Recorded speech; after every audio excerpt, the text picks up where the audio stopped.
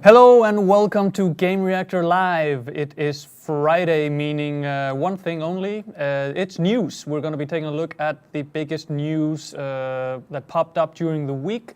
And then in the second hour, we're going to see if daylight can scare the bejesus out of me. Now, last time that we played a horror game, it was Nick, and he was scared into speaking Danish for about 5 minutes. So let's see if... Let's see if I can tough it out. Doubt it, but we'll see. Starting with the news, though, I am joined in the Google Hangout with regular news correspondent Bengt Lemne and Christian Gaza, editor-in-chief of Gamereactor Germany. Say hello, guys. Hi. Hello. Yes. Now, let's just jump right into it. Big news, not unexpected though, new Call of Duty coming out, Advanced Warfare. That was unexpected though. There were some hints about a different title maybe happening in World War I, but we're getting Advanced Warfare, as we can see here on the stream with the smallish mech suits and the like. Bengt, give me your thoughts. Well, it has been sort of an onslaught of rumors and speculation, and a lot of it proved unfounded. But we've heard of a Call of Duty Blacksmith, which sort of perhaps was an official working title, but clearly this is sort of a way of doing Modern Warfare without actually calling it Modern Warfare, so it seems like a progression of that series, perhaps. We get a theme with private military companies, which is, it's a popular theme in this kind of futuristic scenarios, and it sort of speaks to what's going on in the world today. We got Kevin Spacey, looking a little bit like a private corp president, I guess. Yeah, kind of basically rehashing his role from House of Cards, except. Maybe even a little bit more insidious. He didn't have to immerse himself in a new role for this one. It doesn't seem like it, but nevertheless, of course, it's a big statement on how much effort they're putting into the next chapter. Of course, getting him on is not cheap, and it's the futuristic warfare thing that we've sort of grown accustomed to, and then. That obviously has been very successful for them.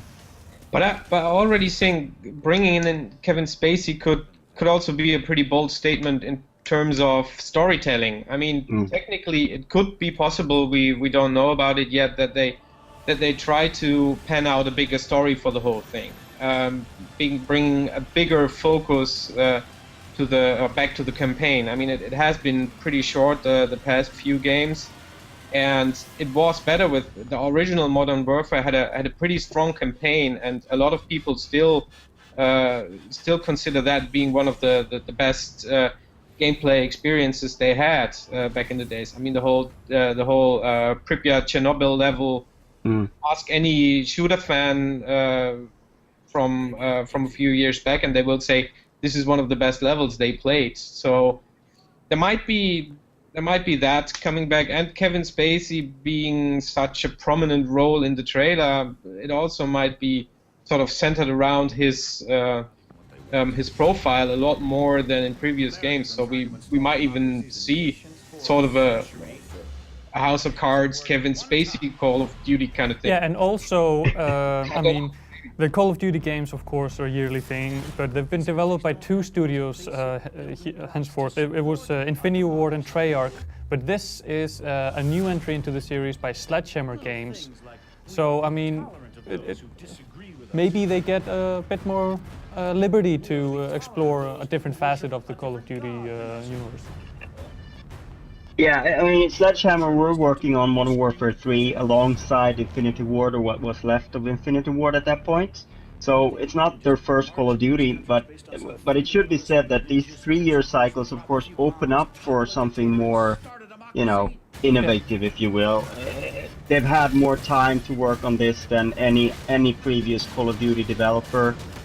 So that sort of speaks to perhaps that it will be a little bit different. I mean, it is hard to sort of, because what has happened since Modern Warfare, the original one, is that they've always tried to top it with more explosions, more crazy twists, more, and it just becomes a little bit of a parody of itself, and it's hard to keep that together. So I think it would be nice with a slightly different approach this time around, and I think they feel the need to do that.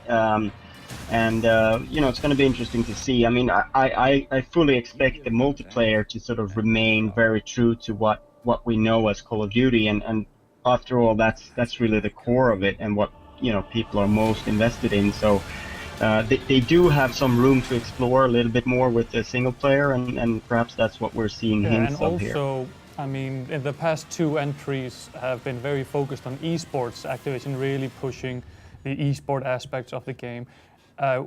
Which means, of course, that they can't take a huge departure from the formula. Very true. Because I mean, they have these competitive. They will not go away from. Sorry. They will not go away from the formula at all. I mean, it's one of the strongest franchises in the world, and they won't kill that at all. Just seeing from that first trailer is that they will go further into the single player campaign, but that does not mean they will go away from the multiplayer concept at all.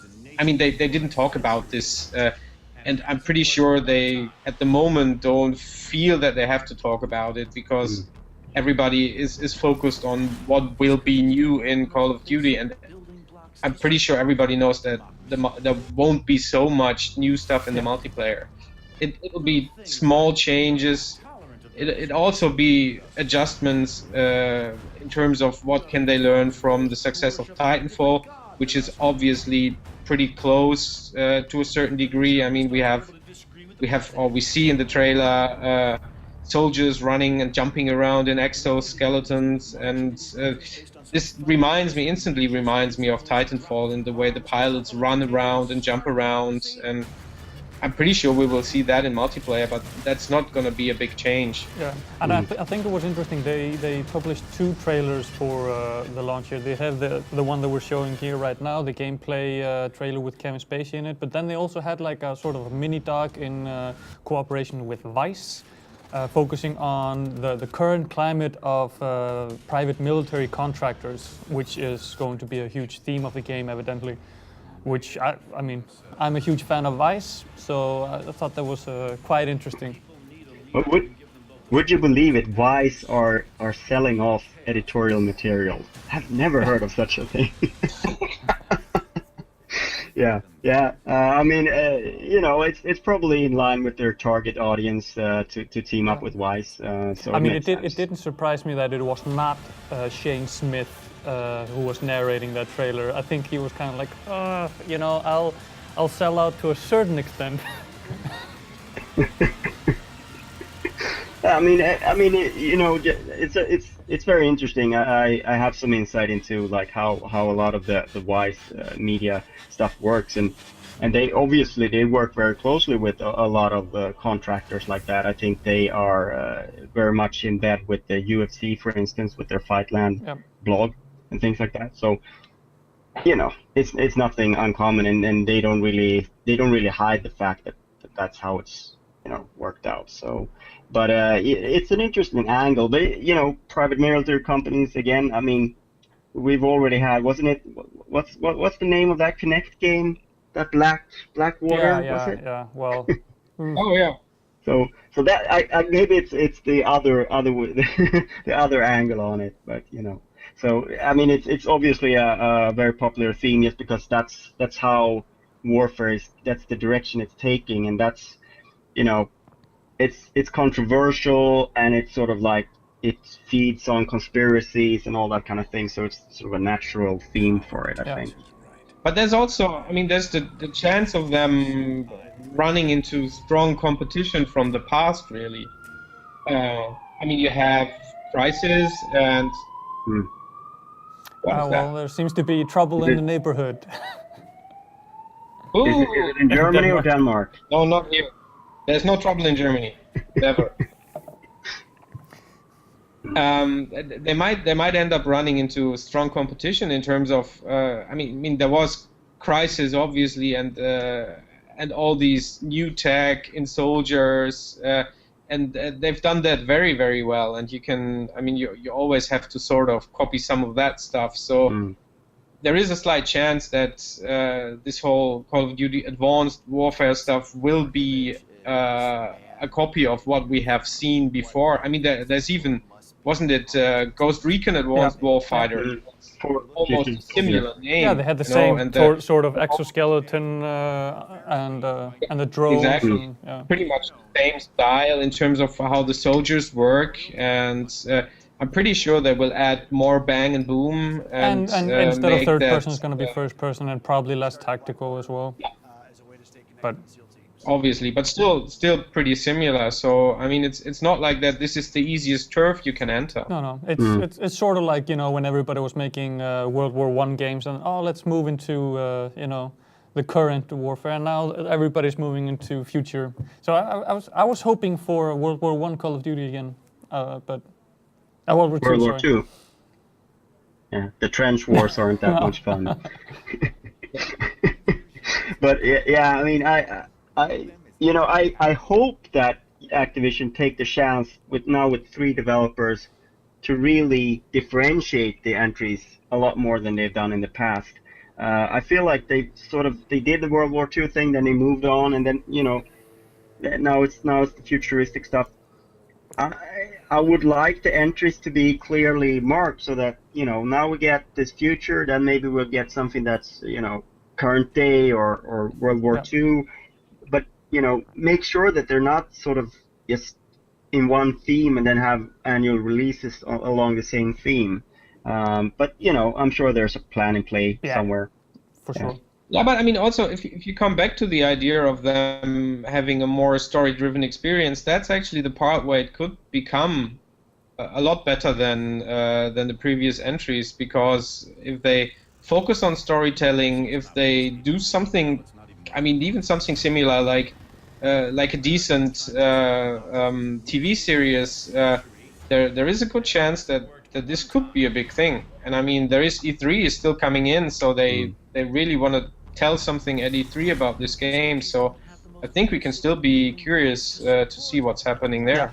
Yeah, E3 is going to be exciting, and of course, just to plug that, we're going to be there, Gamereactor. So all your E3 news, stay tuned. That's 15 minutes on Call of Duty. I think that's fine. Yeah, I mean, we should say that there is more information inbound. I'm not exactly sure when, but there's probably going to be an info drop before E3. Yeah, it's probably going to be this weekend. Yeah, but more about the stuff we've seen today, I think. Yeah, absolutely. I don't think they're going to talk multiplayer, perhaps not even at E3, but, you know, obviously multiplayer is what a lot of the fans are waiting to hear details on. It would be a strong play to show off multiplayer at E3, but I think they're... Yeah, but absolutely. I think I mean, this looks like a very story-driven game. I think they're going to focus on that, but we'll see.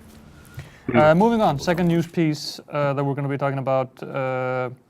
Nintendo going to reveal new hardware at E3. Gaza, what do you think? I should say that it's a rumor, right? That's why I posed it as a question.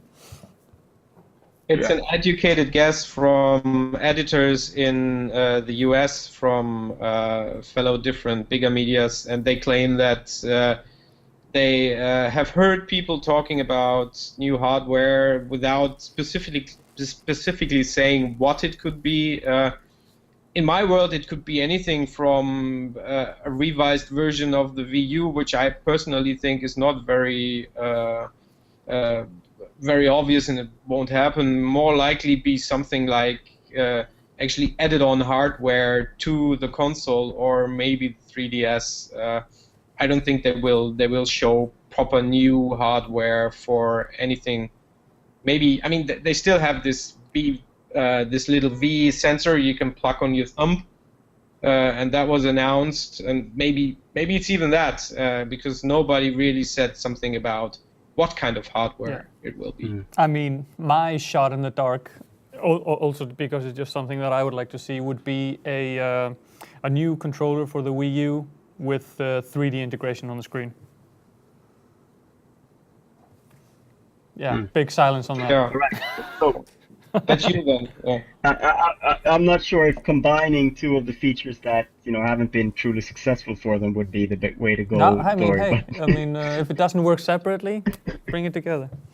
And you can bring all the 3DS games into the virtual console. I mean, well, my take on it is, obviously there's different. I think MCV, Video Gamer, and some editors at IGN are sort of the source of this, independently actually, which sort of suggests that there is some murmur, widespread knowledge of this among third parties or something, because I don't think they've heard this from Nintendo. So there's probably some third party. I think there was even mention of that third party mentioned this, which sort of, it rules out a few things, I think, because one theory was that this was to do with the quality of life product that Nintendo sort of briefly talked about last year, and that they were going to move into a new business area, and it's sort of, it doesn't really meld with that. Of course, it could still be related to that, and we have no idea what that is. It's just some sort of very vague idea that Nintendo shouldn't just be about games, but also about improving people's quality of life. That's one thing that immediately comes to mind. Second thing is, like, are they planning the successor to Wii U? I mean, that would be pretty soon. Unheard of in this industry. I mean, even Sega with Saturn, when they moved on to Dreamcast, they pulled the trigger much slower than this, and Microsoft with the original Xbox, and this would be a very drastic and quick move if they moved on to a successor already. Also, I mean, it's really highly unlikely. If you look at the Wii U, it's still, even though on a technical level, it's not anywhere near the PS4 or the Xbox One, it is still a console that can very well deliver great games. You just have to look at the new Mario game that is coming out end of May. That's still absolutely on par with any of the next-gen games. I mean, how I would see, like, if I was a PR person and I would position this new console, I would try and position it as, the Wii U is going to be, because both Microsoft and Sony are keeping PS3 and Xbox 360 alive, sort of as cheap alternatives. The Wii U could be kept alive as sort of a family-friendly, cheaper option, and then they moved on to something that's a little bit, more techy. But there's no good way of doing that if that's what they're planning, because they're gonna ask Nintendo hardcore fans to invest in another console very shortly from first one, and there's no nice way of doing that. Especially after barely achieving to have them invest in the previous one. Yeah. Well, I mean, I think Nintendo fans have. It's just that there aren't 20 million of them yet. These days there's a hardcore fan base for Nintendo games, and I think they have invested in the Wii U. Maybe some have waited a little bit, but the hardcore base, they're the early adopters that will buy every Nintendo console when it comes out. What do you think the chances is that if they're showing some new hardware, that it actually might not be gaming related? I mean, there was recently Miyamoto was talking about that Nintendo wasn't only about gaming, originally. Yeah. So. Yeah, they have said that they will reveal something along those lines at E3. But, at the same time, like, if third-party sources are talking about new hardware, that's probably not what they're talking about. I don't really see that being, related to them. So, I don't know what to make of this, but there's a lot of rumors. Of course, there's also the rumors of that Nintendo Fusion thing, supposedly new hardware. I don't know. I mean, guess we just have to wait, because I mean, this is all it's all a bunch of speculation, and we're doing the exact same thing now, speculating about it. We're actually speculating on speculations. We're circle jerking this thing. Yeah. but what I really want to see, I want to see Nintendo shock me again. I think that's what the company needs. So come on, shock us in June. That's what we want to. Yeah, they go back and just publish trading cards anymore, physical trading cards. Now, moving on to the next news piece, we have to move a bit quickly now. We've been spending a lot of time on the first two news pieces. Cinemax is suing Oculus VR over Carmack Tech. Looks like he brought some intellectual property over to Oculus. That's funny. I thought all of its intellectual property was Carmack, but I think we can get this out the system pretty quickly. It's I mean, Oculus VR was did how much? $2.3 billion when selling to Facebook. I think that creeps that brings out the creeps, and in that case, it's ZeniMax, and they want their share of the cake. And I'm pretty sure that's why they put their attorneys and lawyers in position, and they try to get some of the money. That's the whole story. I think it's also a story of fair thing to do. Solfin, can you actually? Yeah. I have the interview that we did with Carmack back at E3 with Gillen when he had the gaffer taped version of the Oculus headset. That would be nice to show up here on the stream. But yeah, continue. I mean, it is an interesting story because apparently what I've read from it is that during 2012 and 2013, Carmack provided Oculus VR with software that actually helped them, achieve Oculus Rift and a lot of the foundations. And he developed that software while at that's something that he. And of course, when everyone was friends and everyone was happy and he was working there, there's no harm in that, right? Carmack got to do his little side projects, but he was still attached to its software. Yeah. Now things are different, and I said, it brings out the creeps, and they want that piece of the cake. And I'm pretty sure, looking at American law procedures, they will get a chunk of the money. I'm pretty sure.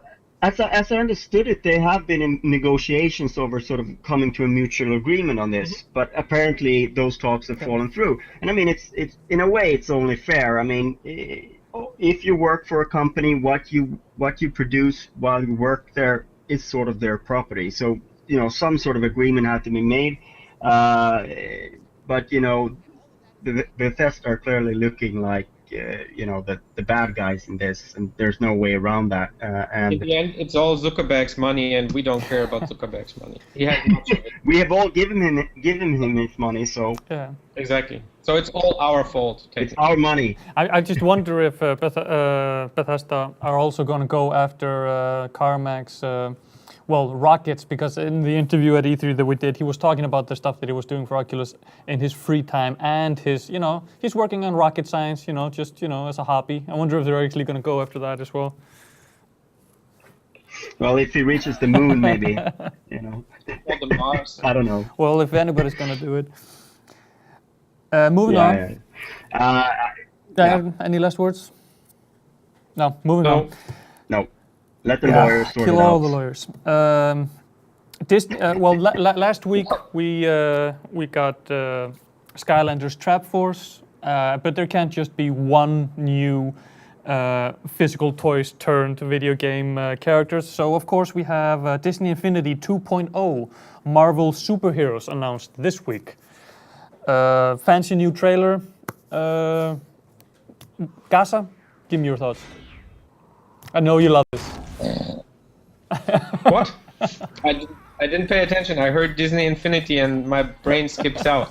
No, honestly, I mean, I reviewed the original game and I thought it was, I loved the idea, but the game is just so absolutely unbelievably boring that I just thought I couldn't even give that to my nephew, and my nephew gets everything that I don't keep for myself, all the Skylanders figurines, and I mean, why should I give it to him? The figurines are nice, the game is boring. They might be changing it with Disney Infinity 2.0. They bring in large, huge brands. I mean, the whole Marvel superheroes team is coming in. That will, of course, attract a lot of buyers, and I just hope they deliver sort of a fun game behind it, and not just the whole scheme up front, Yeah, I mean, the Disney Infinity, I watched the entire live stream of the announcement, and I gotta say that was a little bit taxing on me. That was 2 hours, right? Nah, it wasn't quite 2 hours, but it was long, and it started out with like just this executive type talking about numbers, and without actually mentioning Skylanders, he was trying to position it as Disney Infinity being bigger than Skylanders. I'm not sure I can dig on that, but whatever the case may be, obviously this is the big thing for Disney. They basically don't have anything else. I mean, they got the Fantasia music rhythm game from Harmonix, but this is their big interactive property that they're really pushing, and you know. Everything from the first game will be you'll be able to import. You will be able to use the characters, etc., etc. So they got that thing done right. What we didn't see a lot of was how the actual gameplay was changing up with the new. I mean, obviously you're going to be able to fly around, etc., like superheroes do. But you know, this really takes them into direct competition with the Lego titles from TT Games, in my opinion. Because there has obviously been Marvel games for that, so people will expect it to play just as well as a TT Games title, and maybe that's where they're gonna find, you know. I mean, did you play the original game? I didn't. See, I mean, it's honestly, and I have a big love for Disney characters in general, like probably everybody who has lived on this planet and has a brain. But the game is just honestly unbelievably boring to play, and if they don't change that, they can bring out as many nice figurines as they want. It just doesn't make the gameplay any better. I mean, it probably still lures the kids into wanting the new figurines, which is, I mean, perfectly how I function, but I still don't think this is a good way to go. Personally. I mean, I read comments about, you know, people, because they you know, they talked a lot about the toy box and how most players spent a majority of the time in the toy box, and people said, well, that's because the play sets weren't all that, you know, great. Yeah. So, which kind of makes sense, but I think the toy box is something that evolved right. It's definitely something that kids will take a liking to. But you know, it's also interesting with the whole Marvel superheroes thing, because I felt that it turned off a lot of fans of the first game, that they're not really doing classic Disney in this one. I'm assuming it's going to be revealed later, but you know, this basically reads like a whole new game, because I don't think it's the same fans that enjoy the first game that will look at this and say, oh, Avengers characters, that's exactly what I want for Disney Infinity. Could be very well true, and I mean, there has been all these rumors about them bringing the Star Wars brand in there as well, and I think that's for next year, probably to coincide with But Bengt, you mentioned you watched the entire live stream, so maybe you can clear this up for me once and for all, because I haven't been able to wrap my head completely around this. So this is a new standalone release. You will be able to import everything from the first game and use all the figurines from the first. Yes.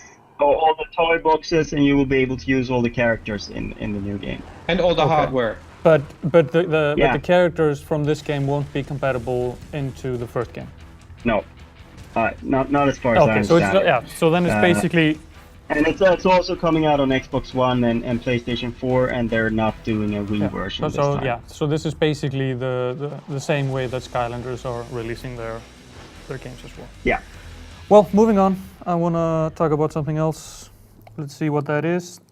Oh yes, ET cartridges unearthed after 30 years buried in the desert. There was a Microsoft-funded documentary that we have. I think it's either the full thing or a trailer for it that we'll run here on the stream, with Major Nelson walking in the desert finding the ET cartridges. Did either of you play the original ever? No. No. I think I was 3 years old when that came out. So. And I didn't have the Atari 2600. I only had the Commodore 64, and a little bit later than that. But a friend of mine had the Atari 2600, but I don't think he had ET. But legend has it it's the worst game ever Yeah. made. But And legend has that this is not true. So, but I'm like, for this whole thing, what puzzles me most is that they actually managed to sort of maneuver a news story that also we wrote about, of course. yes. That's not actually a news story. I mean, everybody knew that the trash was there pretty much, because nobody ever lied about it. Atari made it pretty clear that they dumped 26 or how many ever truckloads of cartridges onto that dump place somewhere in the desert in New Mexico.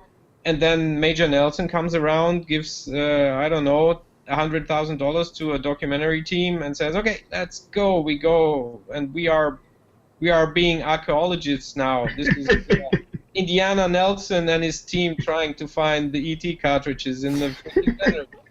And hey, they're here! I show you. They're wrapped in plastic. Don't we have the trailer we can run on the stream?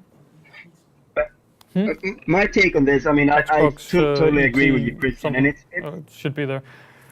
Yeah, the original idea. I mean, it's people think it's outrageous, but you have to think of it like the video game industry crashed completely at that time.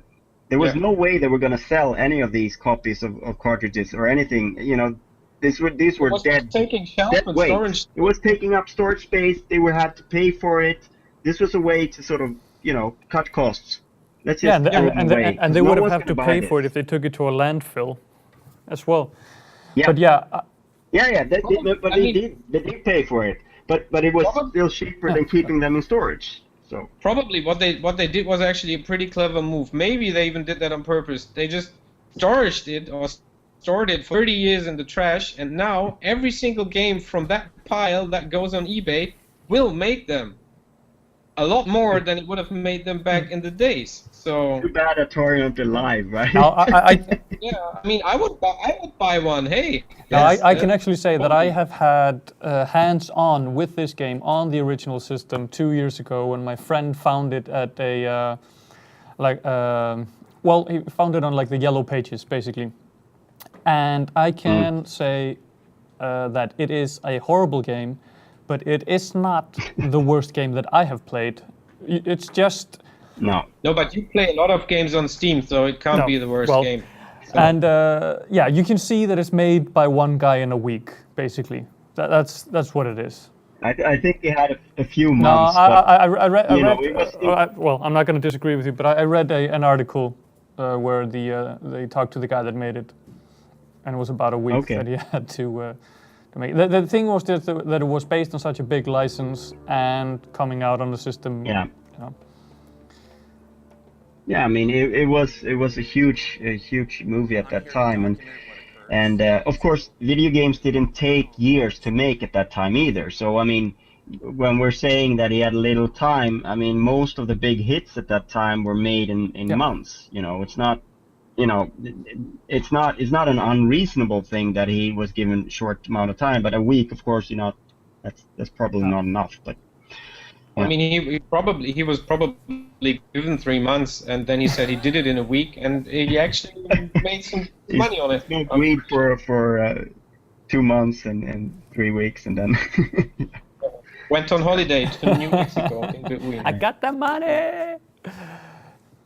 But I mean, we all have to agree that it's a brilliant marketing move for Microsoft for their new Xbox Originals things, because very few stories have done this well virally, and it's just something that it piques people's interest, even though it's like a silly thing, and it's sort of similar to these documentary style TV shows where they dig for stuff or they try to unearth stuff, and those are kind of popular as well, and storage wars or anything like that. It sort of appeals to the same sort of part of the brain, that something that's hidden and that we can look at, something old that we think isn't worth anything, and all of a sudden it's worth a lot of money. But does this mean that they're going to release ET on Xbox One? I would love for them to do that, but I'm not sure I'm not sure it would be worth the effort of going through all the rights and stuff. I mean, they find someone who will spend a week on that. I'm pretty sure.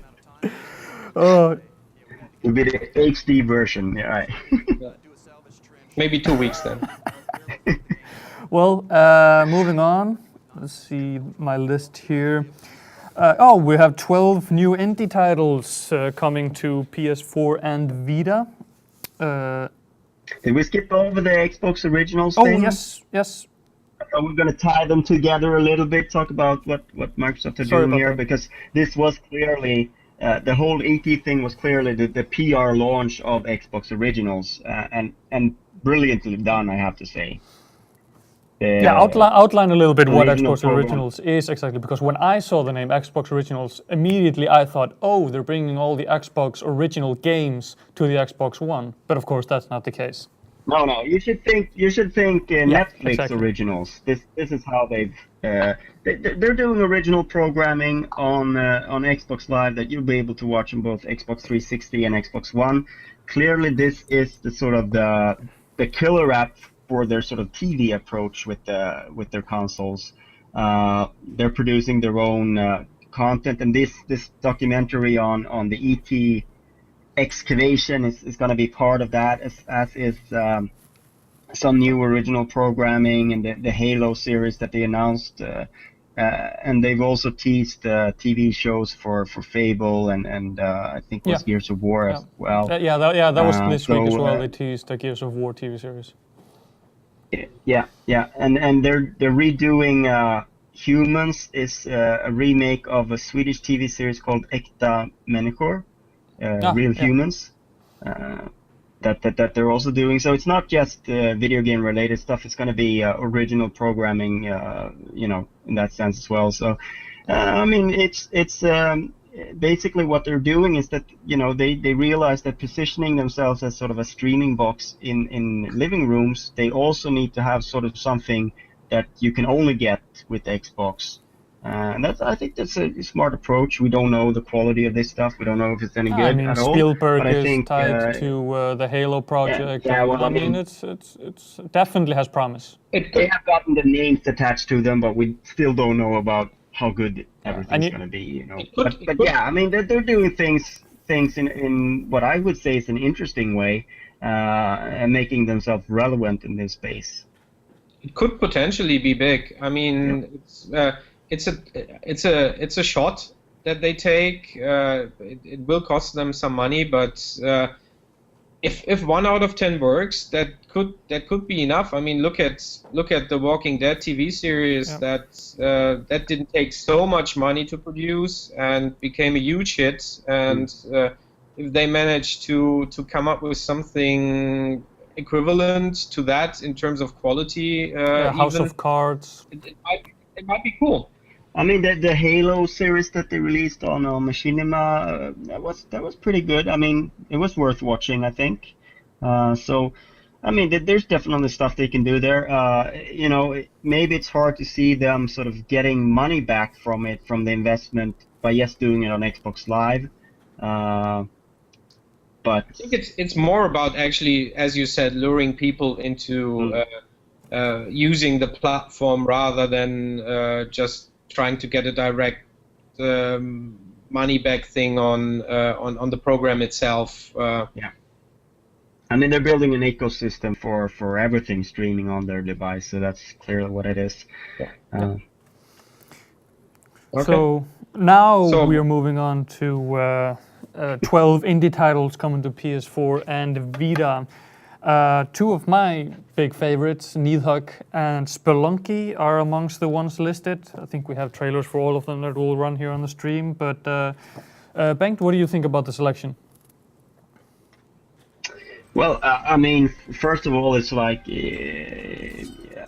something of a shame that they're announcing it like a big old pile of games, because it sort of just makes it sounds completely disposable, instead of announcing them one by one and sort of letting us have a look at the games one by one. But I mean, clearly this is sort of the continuation of Sony's very sort of successful and strong indie self-publishing, what they've been doing on PlayStation 4. I mean, some of these are sort of natural. I mean, Spelunky is already out on PS Vita and PS3, Yeah. so it's just bringing a PS4 version. Nidhogg is going to be very interesting to see how that is being positioned and priced. I'm trying to come up with the rest of the titles here, but this is a long list. Maybe we can go through them. Spelunky, Chasm, Skulls of the Shogun, Axiom Verge, Scapegoat 2, Ironclad Tactics, and Apotheon. Only a couple of games on the list there that I don't recognize. Yeah, I mean, for me, I don't have a PS4, so I'm like not using their ecosystem at the moment privately.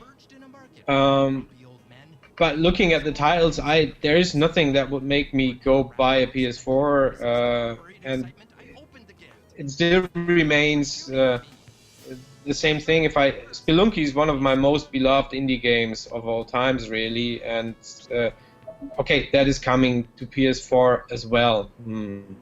Okay. It's nothing so spectacular in my world, and this whole selection doesn't make me go all crazy and wanting to get a PS4. I mean, it's probably nice for the people who have one that they get some extra games for, I don't know, Drive Club just coming end of the year, really, and what else is there coming out? I mean, yeah, I mean, for me, I think like we shouldn't really see. I mean, I understand.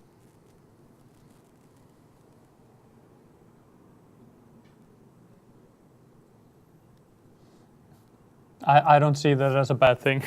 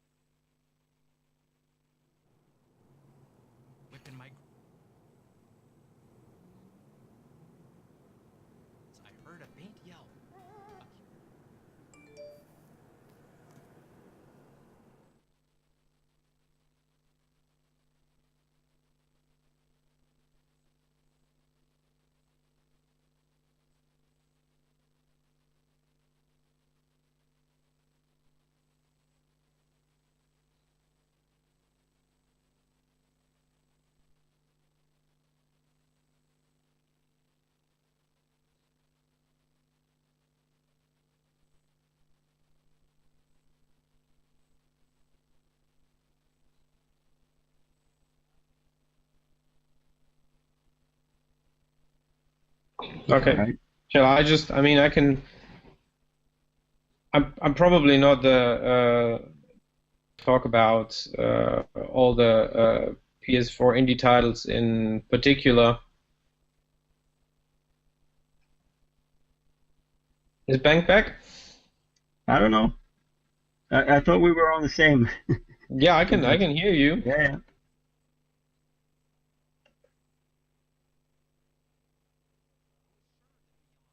Now they're back, they're saying, okay. Okay. All right. About that. No worries. Do you remember where you were? I don't know when I was lost, so it's kind of hard. But my main point was just that maybe we shouldn't look at it as something that replaces AAA games or bigger titles, but it's something that we get in addition to those.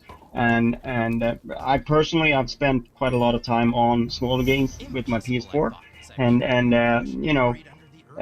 I think it's nice that these indies get a second second place to release these games and actually make some money. But some of them, a lot of them also are sort of just okay, it's coming out, but I don't really care about that. But there are gems among them, and I think I think it's a nice compliment to whatever else is on PS4. Yeah, and I mean, since I need to hop pretty soon, can we talk about the last news piece we have on there? Because I think that's pretty interesting and also tied to Sony. Yes, so we'll jump over one, we'll get back to that. So Sony revises project loss, now looking at $1.2 billion loss for the fiscal year. Holy shit.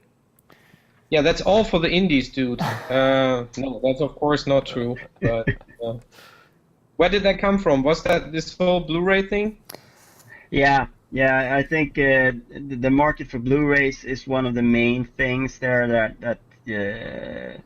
And there's also something about them discontinuing their computers. Yeah, let me read the statement, and then maybe you can translate it into proper English for me, okay?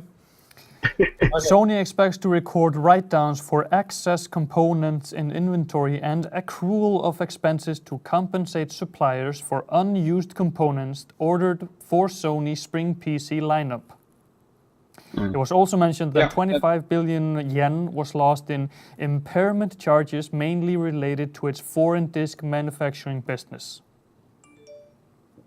Yeah, that's pretty much what Bengt said. They have a bunch of stuff lying around that nobody wants anymore, connected to their PCs that they sold to an investment firm in Japan. That's one part of the loss, and the other loss is because Blu-ray actually didn't work out the way they wanted it to work out, and now they have a Blu-ray factory here and there and everywhere, and people started downloading games from iTunes and Netflix and where else, and think it's more convenient, and the bandwidth has gone so broad that it's easy to do. And I mean, our viewers in Sweden probably benefit from it the most because they have so fast internet lines that they can download the whole internet within a day, maybe, and. Yeah, I mean, they have last generation technology lying around, and this has proven to be a big problem. And they also invested a lot of money in the little war they had with HD TV. What was it called? Yeah, and I mean, I guess some of those deals where they have a certain quota that they need to meet with manufacturing and selling that must be related to that war with HD DVD back in the day, with like deals that were made that they would supply a certain amount that would be sold, and they haven't met it, so now they're losing money on it. But I mean, in the end, they won. So there was no HD disk drive on the Xbox 360, and that must have brought up some sales on the PS3. So I mean, yeah, but there is a Blu-ray drive on the One now. So congratulations. And now they're not producing Blu-rays anymore. I mean, they're not doing it straight away, but it's pretty much obvious that Blu-ray is not being the big thing for the next years to come. The big thing will be non-physical movies for everybody, and this is pretty clear.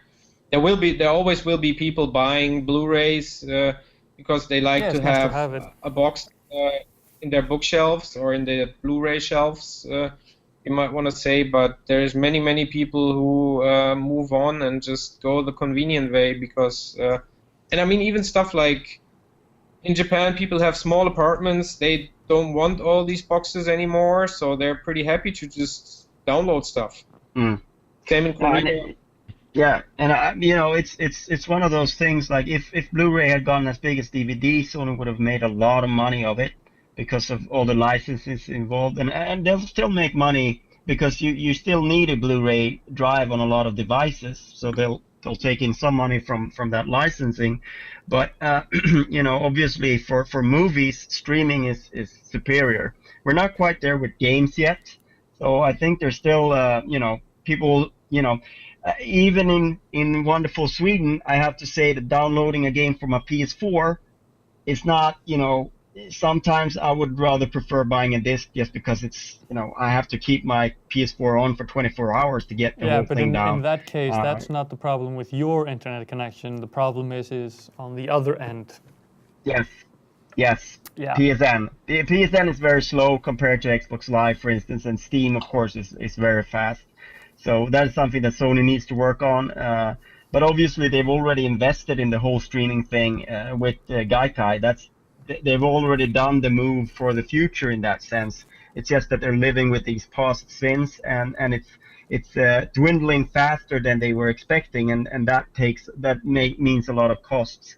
And I think this also sort of gives us, they sold off some shares in Square Enix. Obviously, that didn't help the results that they're going to come up with now. So that was a further $57 million, I think, something like that would have been added to this loss. So it's seriously a tough situation at the moment, and I hope they will manage to come out of that, and I'm pretty sure they will find a way out of that. But it's going to be a different Sony we'll be seeing in 2 years. Yeah. And what could happen, of course, is that the company could break up into different entities. The PlayStation business is probably one of the most viable ones right now. So. TVs is running a little better. I mean, probably just perceived, but you see more Sony TVs in advertisements and more Sony TVs at your local shop. But I mean, still, it's tough. They're losing a lot of their business, and or they have lost it already, and they need to compensate for that. Yeah. I think that's all the time you have, Christian, right? Yeah, I need to hop. It was a pleasure hanging around with you. And yes. See you soon. Yeah. See you soon. Moving on then. Auf Wiedersehen. Dankeschön. So the last news piece that we have for today, Benke, is Hellraid moving to next gen. So Tagland, who of course are working on Dying Light, also have another title in the works called Hellraid, which they've just announced is only coming for PS4 and Xbox One instead of the... and PC. Yeah, of course, everything on PC. It's the benchmark. Yeah, I don't know, can we run the new trailer? That's the thing, I don't know if I downloaded it before we started the stream. Sofin, do we have that queued up, the Hellraid trailer? If not, maybe spend 5 minutes on finding that. We'll talk about it in the meantime. Yeah. I like this story because it's just, it's sort of a reversal to a lot of the stories that we've been, running about, games coming to old gen only. So, finally we get the reverse thing where, because Hellraid, of course, was announced as Project Hell, I think, from the beginning. It's a first-person dungeon crawl kind of game. Pretty much looks like going into a dungeon in an Elder Scrolls game, but perhaps a little bit more focused on sort of the combat and action RPG base. It was then retitled as Hellraid and announced for PC, PS3, and Xbox 360, and supposedly it was supposed to come out this summer. Now they've moved the release date ahead to sort of a non-committed 2015 date, and they're not doing PS3 and Xbox 360. Instead, it's PS4 and Xbox One, which I think, if you are planning to release a game in 2015, that's probably a very wise move. But also they're also very hush on release dates on Dying Light, which they're also working on for Warner Brothers. Yeah. I mean, I think if you look at this, I mean, Techland isn't the biggest developer in the world. Hellraid is sort of their own self-published game. I don't think they have a publisher on that. So obviously, I think that Dying Light has taken a little bit of a precedence. To finish Dying Light this year is probably their first priority. Because it has a publisher and it's a big production, and obviously they want to get that out. So I think Hellraid has sort of been maybe pushed a little bit to the backside because of that. But it should be separate teams. But obviously, if they need to put more people on Dying Light to get that finished, that's probably what they're going to do. Man, I'm seeing the trailer here for the new trailer for the first time, and man, that looks so much like Skyrim. Really?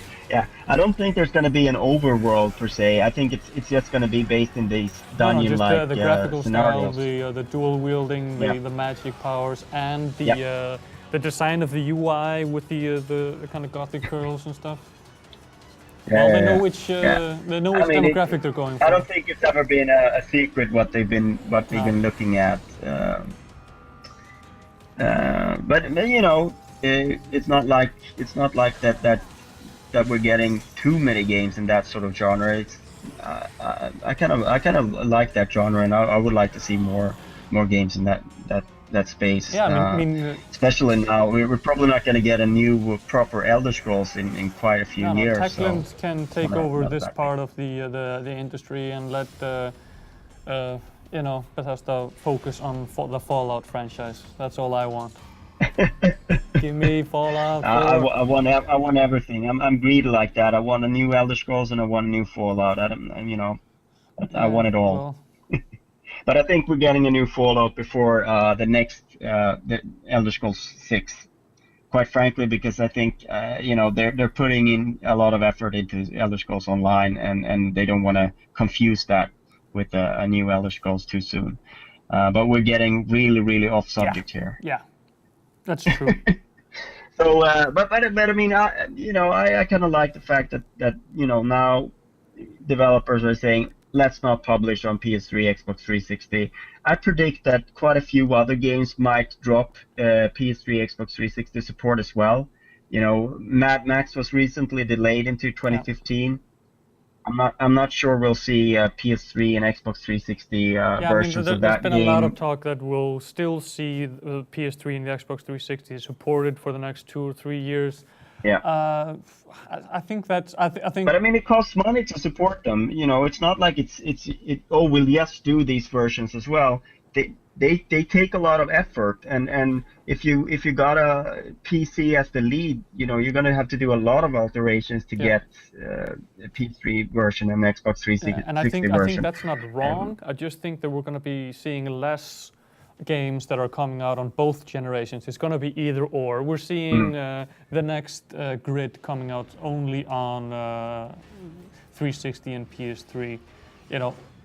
And I'm okay with that because it's releasing this summer. But what I'm saying is we're going to be seeing, I think, more games that are either going to be on new gen or old gen, instead of you know, the Ubisoft approach, release on everything. Yeah, and of course, if you got the resources to do it, maybe you will, still for a little bit. But you know, I mean, it also ties in with the new Call of Duty. We don't know the platforms yet. I mean, there's been a lot of rumors that it's only PC, PS4, Xbox One. I'm not sure about that because I think they still make quite a lot of money off of 360 and PS3. If any game is going to come out on all platforms, it's Call of Duty and FIFA. No, I wouldn't say any game. I think FIFA actually ranks way ahead of that. That was the second game in my sentence. Yeah. I mean, when they would see FIFA, when they did abandon PS2, that was like, that's not many years ago, is it? It came out this year was the first time it did not come out on PS2, I think. Oh, yeah. So you see, you know, we're gonna see. I think that's gonna be the last one to come out. But yeah, you know, it could be like, you know, with what Ubisoft are doing with Assassin's Creed, they really want to differentiate the two. But at the same time, I think it's too soon to abandon old gen for Call of Duty. Yes, absolutely. We started with Call of Duty. I think it's fitting that we end with Call of Duty because we've hit our time limit here for news. Thanks for joining, Bengt. And thank you. See you again next week for more news. Every Friday, remember, guys. Later. Now, as for what I'm going to do next, I'm going to set up the PC here. I think we're going to dim the studio lights here a little bit. It's kind of hard because the sun is shining outside. We have big windows here that we can't completely block. But I'm going to be playing Daylight, a new horror game just released on the PC and the PS4. I'm going to be playing the PC version because that's where I am at home, personally. And I can see the guys here in the chat are already you know, wondering if I'm going to be screaming as much as Nick did during his what was it? Outlast stream? I don't think so. I don't. Actually, I'm gonna say no. That is not gonna happen. But we'll see. We're gonna dim the lights, set up the PC. I'm gonna get the other headphones on, and let's get the show on the road.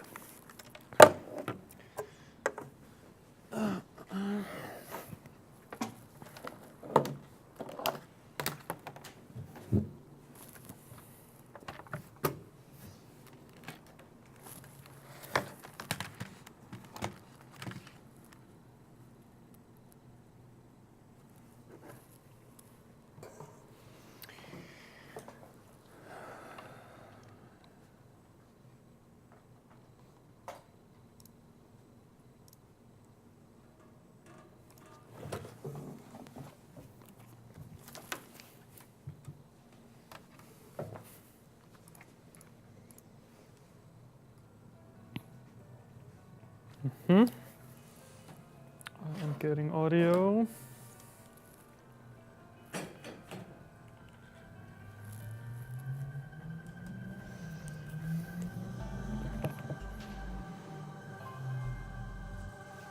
Oh, there's more light in this. I'm gonna help Solfin here a little bit. Yeah, I'll take the other side. Switch to the hip-hop cam so they can see us work.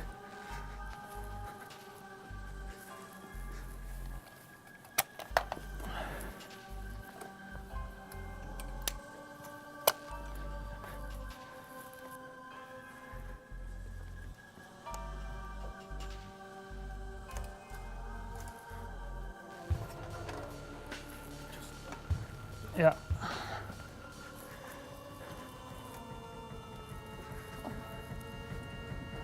Ooh. Spooky.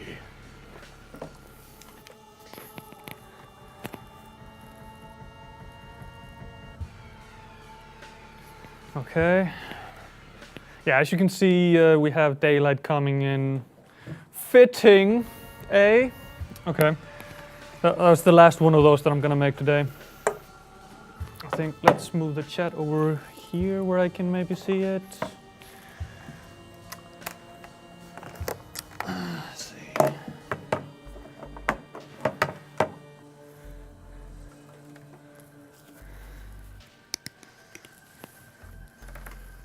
Okay.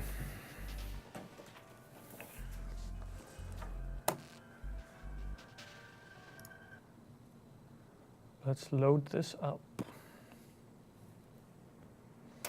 Controls. This looks similar to Amnesia. Use, drop, zoom in.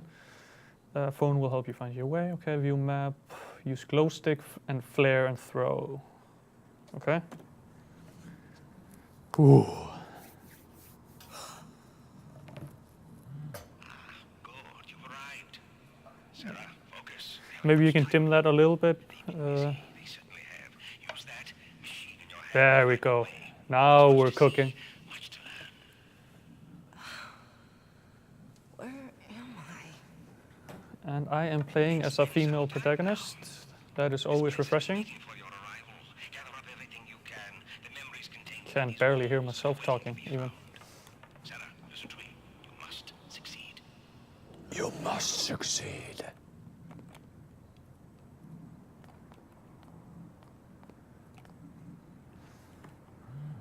Sarah, no matter where you go, there you are. Creepy narrator.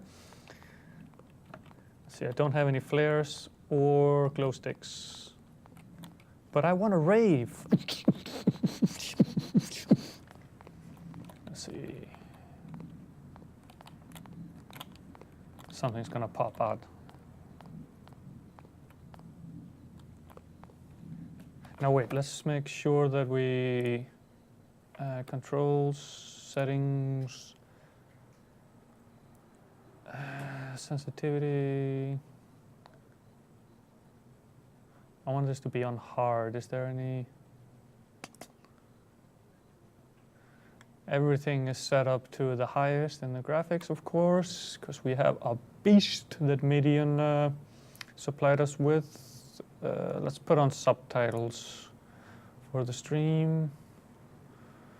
And apply changes. Yes. Okay.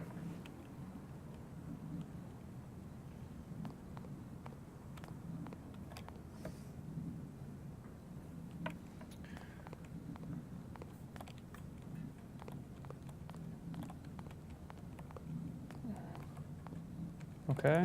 Oh, I got my glow sticks. Tell you where to look. Use a glow stick to find clues. Ah, this is like CSI. So here are my footsteps.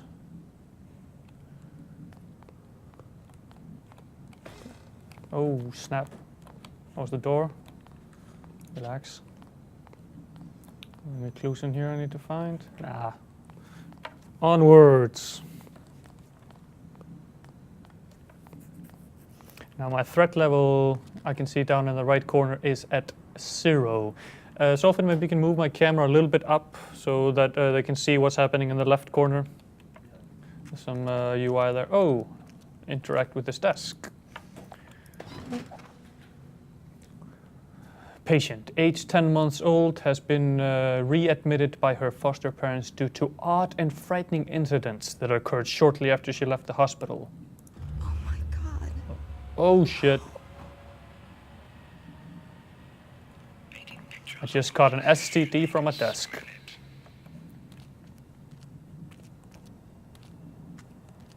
Wait a minute, I came from here. Where am I going? Onwards. Always onwards.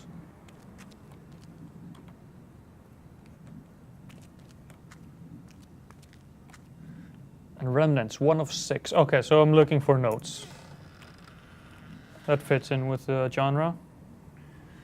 And yeah, we have a map app, which doesn't rotate in which direction I'm going, but I can live with that. Oh, you're bringing up more lights? That's cheating. It's really dark. Maybe just bring up the ISO on the cameras a little bit instead of that.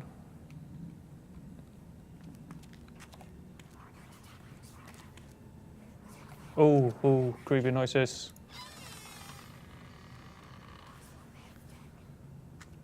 Another remnant. Don't you scream at me.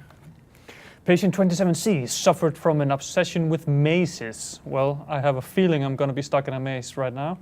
Compulsive behavior has driven him to draw mazes all over his cell.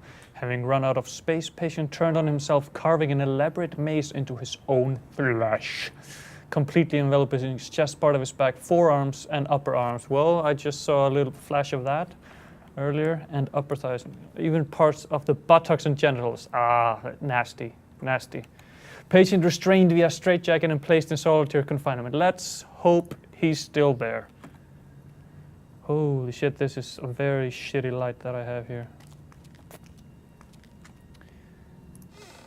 Oop.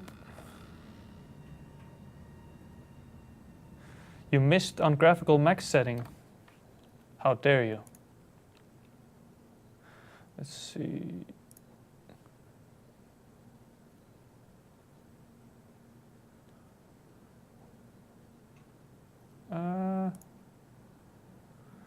I mean, I'm not turning on Real D because that's 3D, I think. So we don't want that. Holy creepy. I can't see shit on this TV. I guess that's the point. Yeah, so then I think bring up the ISO on this camera so they can see me here. Oh.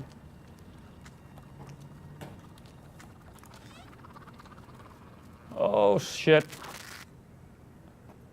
Okay. Creepy little girl standing in the hallway. Very J-horror of you, game.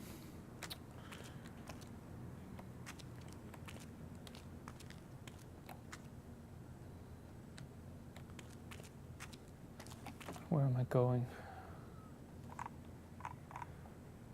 Okay, so I have to discover all the locations.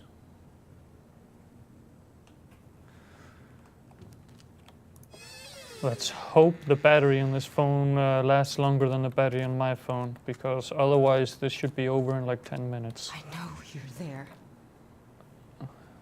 Okay.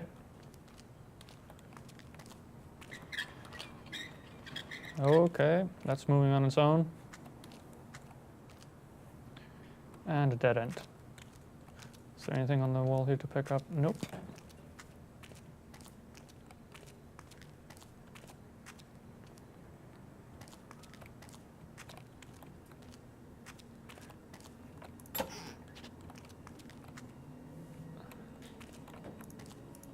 Let's pop a flare.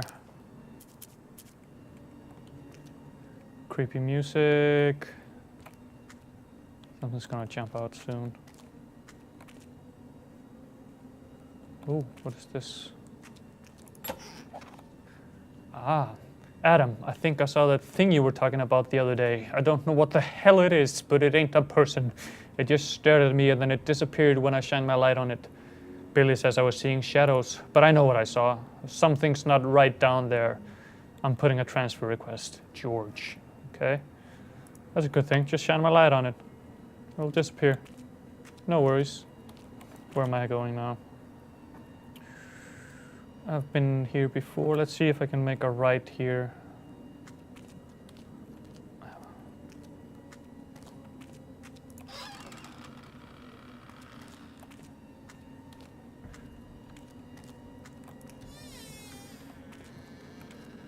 Oh, okay, okay. No worries. I'll just call a plumber. It's a me, Mario.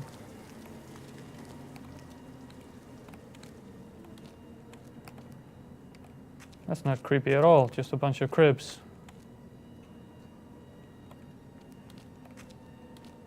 Okay. Can I get to that door? What is this?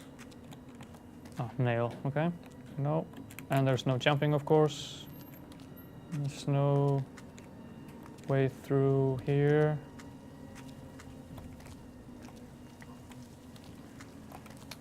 Okay, moving on. Love this glow stick. That's a long time. Now this is where I came from. Didn't I? No, we're moving on here.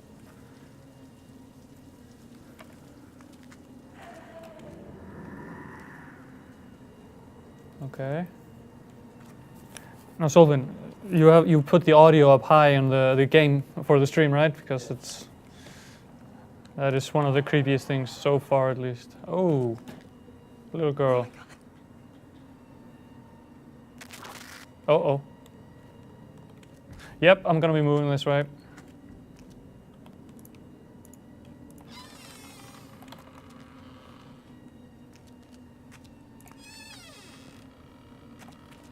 Oh, okay. That was a painting.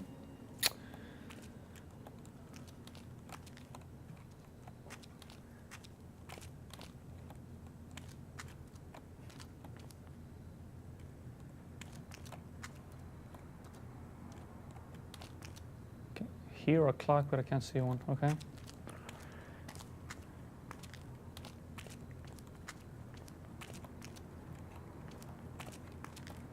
Should probably take a screenshot of this for the Swedish magazine. They love pictures of toilets. Okay. Gonna pop another flare. I only have 2 left, but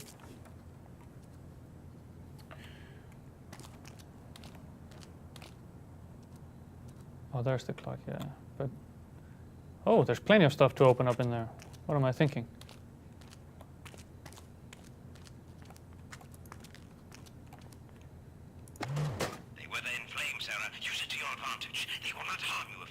Oh, a flare. Okay. So that's something that I can light up if I'm actually cornered. Good thing I found that. But finding that probably means that I'm gonna have to use it soon.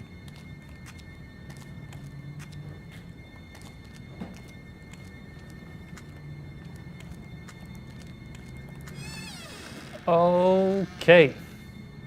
Yep. Nope.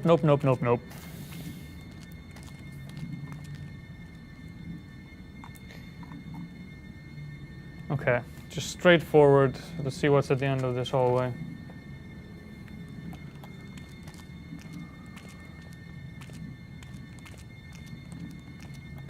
That is one long violin note. Holy shit.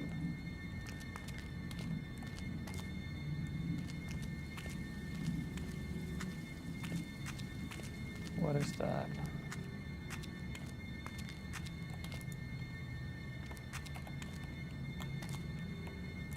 Oh, another note. Yes.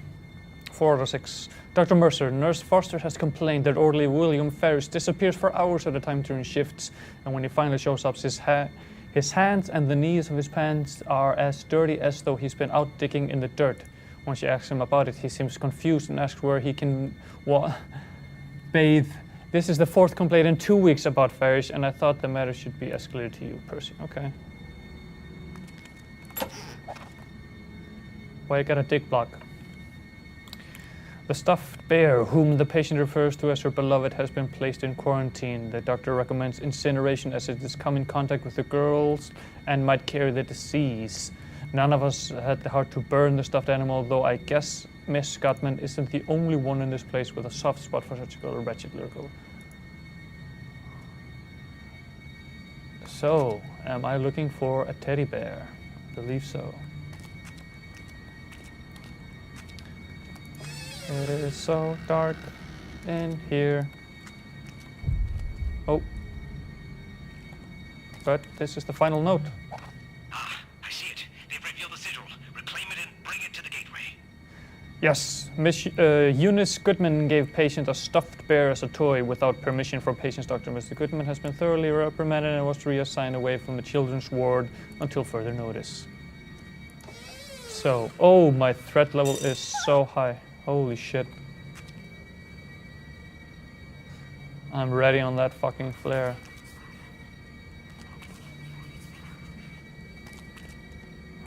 Popping another.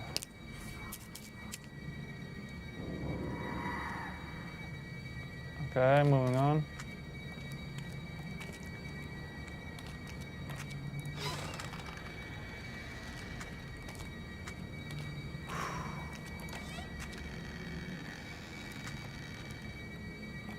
Wait, no, I haven't been. Have I been here before? This looks very familiar. Reusing assets, how dare you?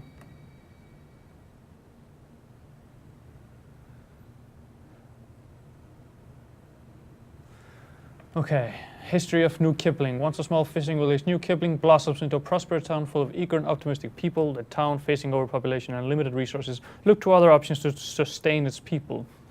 That sounds like cannibalism, but okay. Nothing in there. Oh, another glow stick.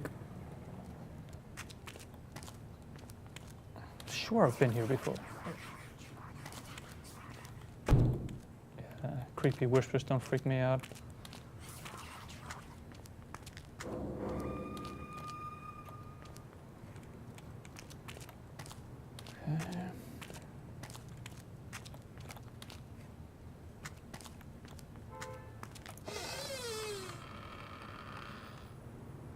Okay. Seeing some daylight, so you can see where the name of the game comes from.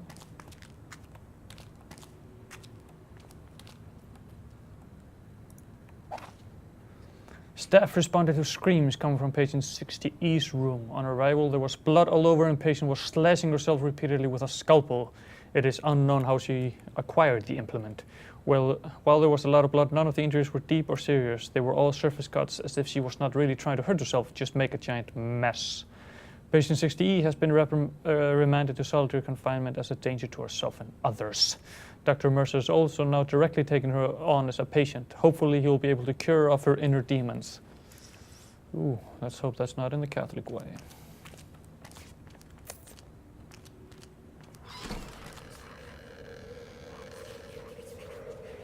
Yeah, I don't think... Yeah, I'm gonna check what's in there.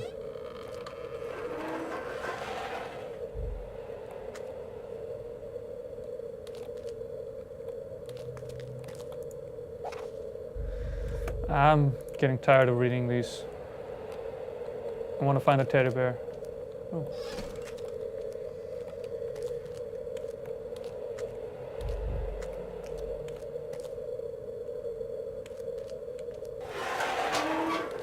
Oh, shut up.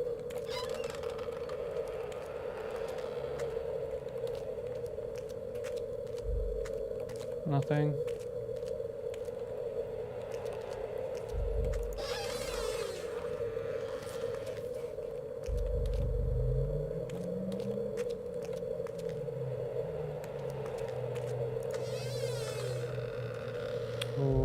Okay.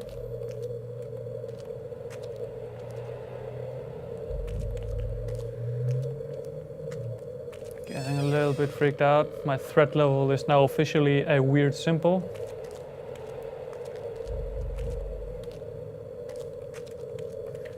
Check my map quickly. So, yeah, this should all tie together. I just need to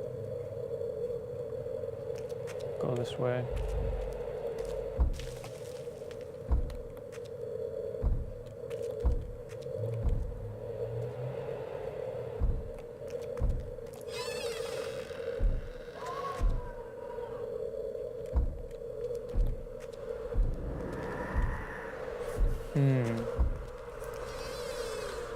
Another demonic-ish symbol. Need the key. The key. So I'm searching for a key now instead. Okay.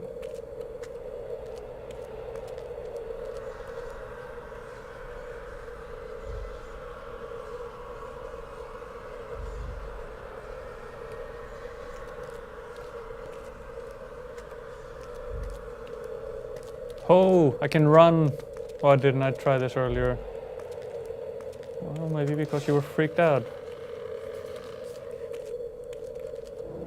Anybody there? Well, if there is anybody there, you don't really want to come into contact with them, I think.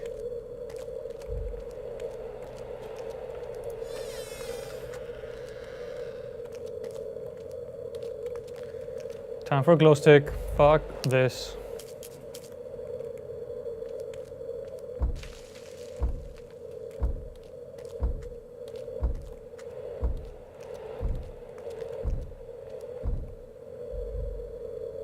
Have I been in here before? Let's check the map real quick. No. Ah, okay. I should go straight forward, check that out, and then again to the right where I just came up and up to the left. Leave nothing unexplored. I know you're there. Oh.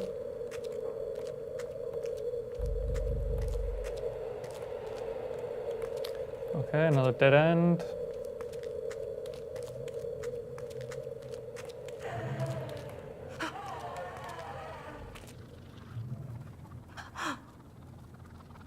Oh shit. Okay, it disappeared. Just shine a light on it. Ain't no worries.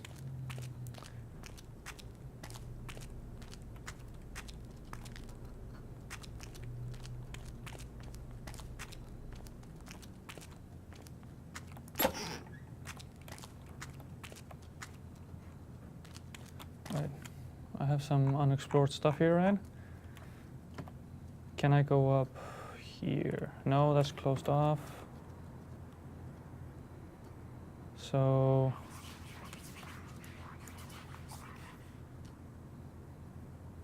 yeah, I need to go back. Ooh.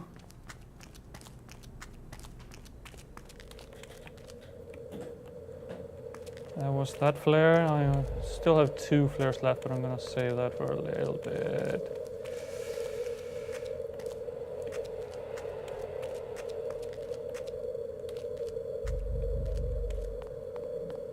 Yes, thank you, more glow sticks. Appreciate that.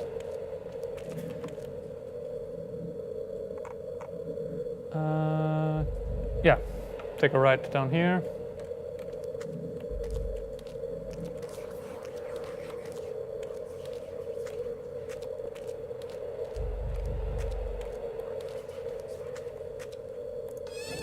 Oh. Hello?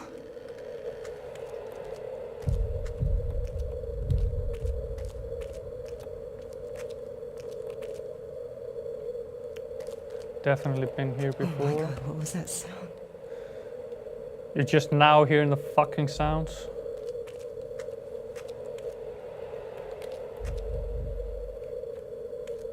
Definitely been in here before. What haven't I discovered? This is...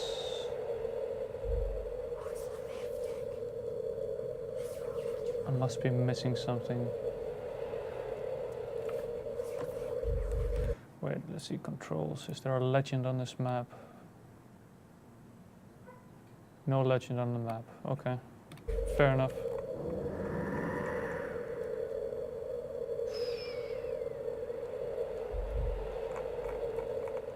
Yeah, I guess I'll just search the rooms more thoroughly.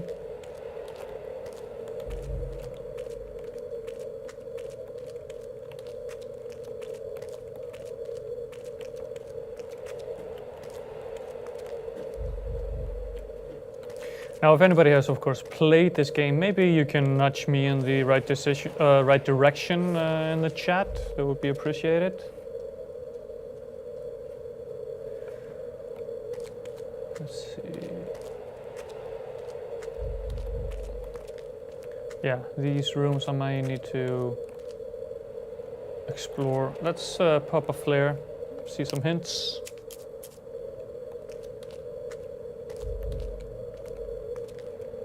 Nothing.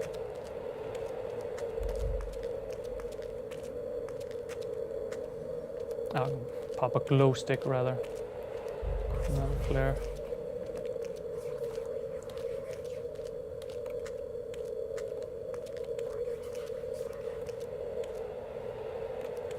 There is nothing here, what the hell?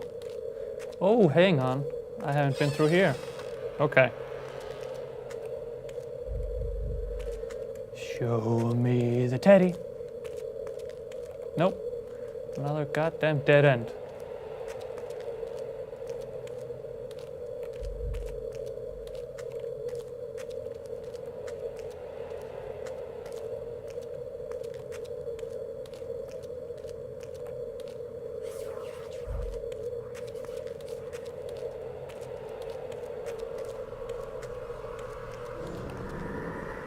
Yeah, There's gotta be a key. there's gotta be a key. Well, no fucking shit.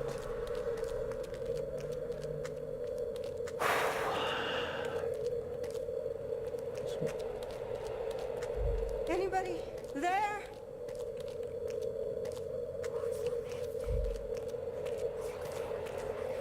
Have I been in here? I think so.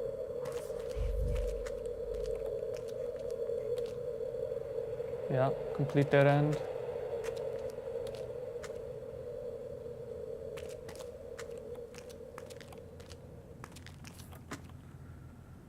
Man, I'm not very good at reading this map, but I'm gonna go up here and to the right. Maybe the key is actually in that room with all those symbols, and I just missed it.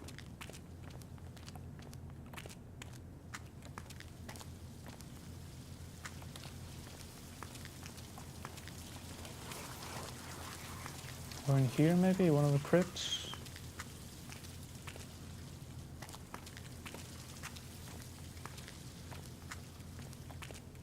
If I find a dead baby in here, I'm gonna be very upset.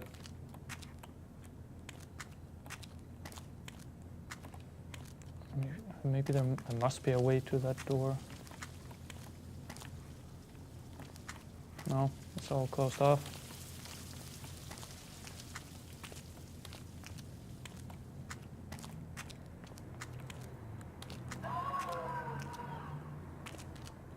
Yes. Definitely heard that.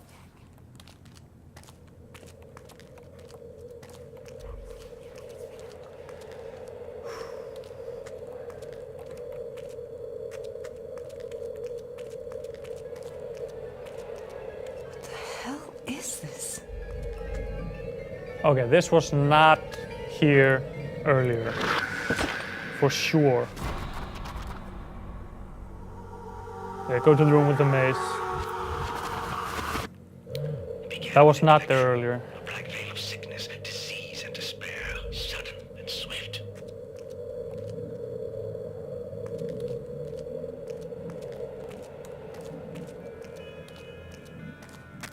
Oh.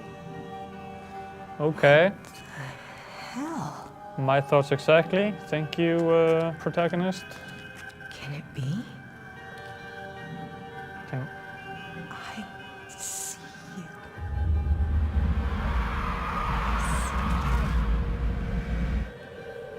Okay. Oh. Teddy bear to the face.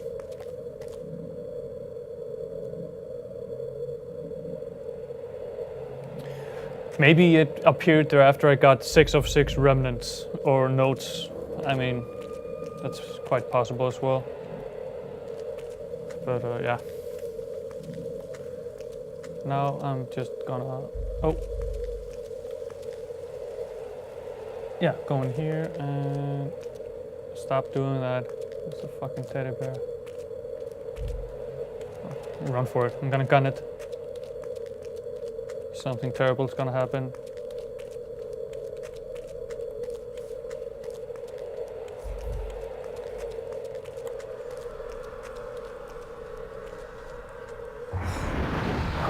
The bear is the key. Bear key.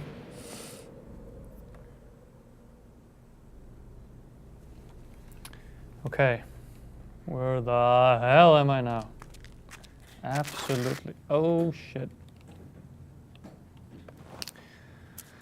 Time for a glow stick. Let's party it up.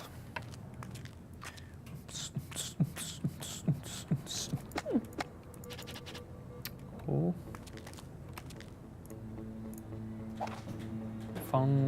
Attention all employees. Last night approximately 7 p.m. the power went off to this section of the facility. Looks like it's still off. Due to the unfortunate timing, we were unable to transfer a critical patient to the emergency department and he passed away in transit in the hallway behind the records room security door. To avoid this type of tragedy in the future, the hospital has decided that non-maintenance staff should be aware that the security will not operate when the power is out. You must reset the breaker before using the door. Please familiarize yourself with the power switch location within the records room stacks. Okay. Power up the door. So this doesn't seem to be working yet. So this is the button, I assume, that would open up whatever door it is that I'm not yet found. Let's see if I can nail this without getting killed. Attention all employees, we understand that it is difficult to make it outside on your 10-minute breaks. However, just because the records room is large and has high ceiling does not mean you can move things about and create a satellite break room for smoking. We have caught several staff members moving supply crates, stacking them precariously and climbing over them to service lookup. Be advised, this is not a gym equipment. This is kind of I like this, you know, basically teaching me game mechanics by with internal memos. So I guess I'm gonna be moving around. Oh shit. Nope. Yeah. Whew. Moving around some boxes and doing a bit of platforming here.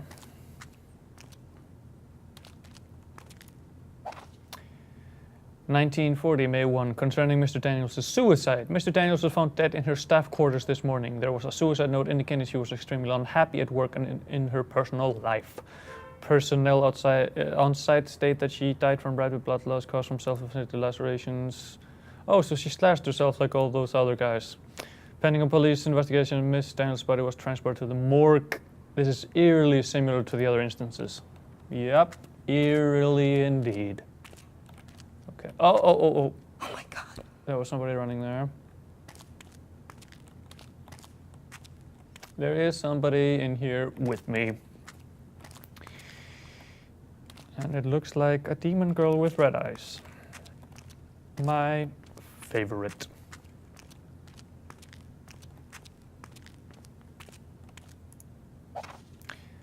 Kipling citizens accused crime, 16-year-old girl allowed to live, admits guilt, is condemned to hang, evil. Yeah, use your words.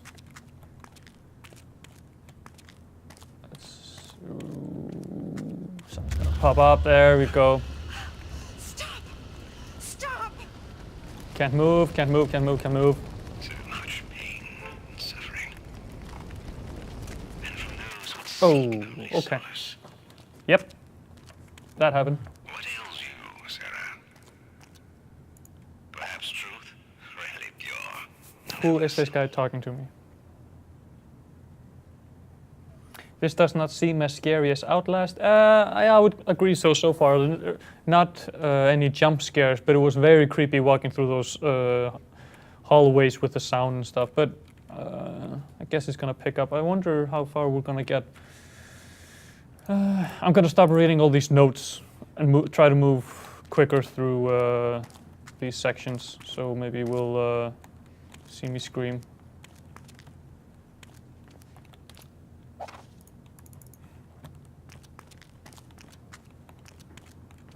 I think I got the hang of the gameplay so far, so let's pop a glow stick, get some hints. There we go, a box to move and to climb. Oh, space to climb, okay. And how do I move it? Ah, there we go. Click to move. Basic. I really wonder when the battery's gonna run out of this phone.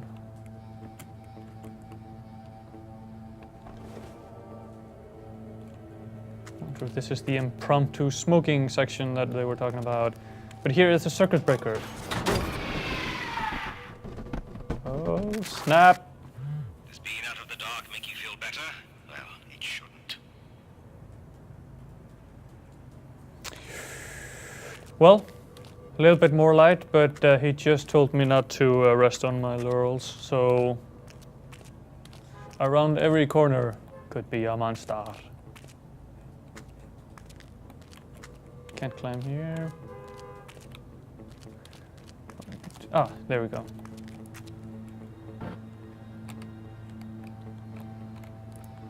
Hang on, why can't I move this?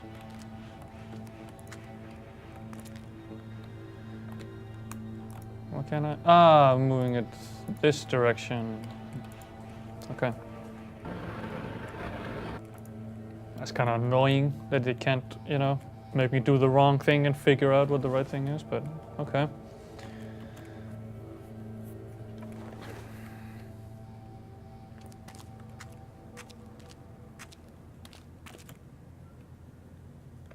Oh, the music stopped, so walk on this beam. And oh, I'm back in the office. Okay. Nice little shortcut. Let's try the button. Yes, nice and creaky. Just the way I like it.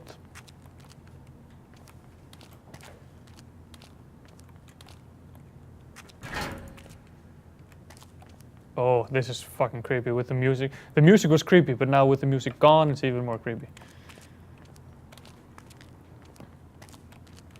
I'm gonna pop up. Ah, I should have filled up on... Oh, mistake.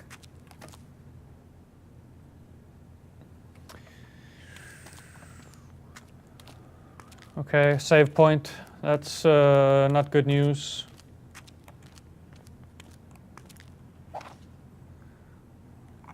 Photo. That's a dead person. Awesome. Familial bonds transcend time and matter. Deep.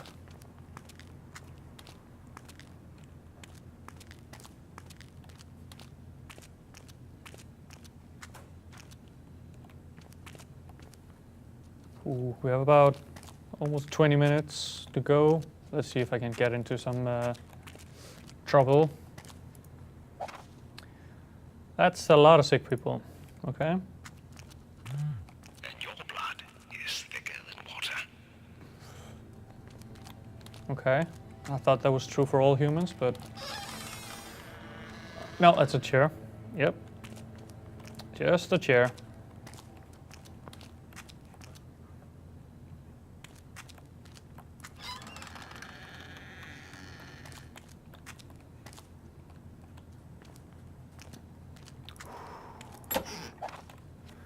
Patient aged 7 years has been experiencing fear of monsters in her room at night.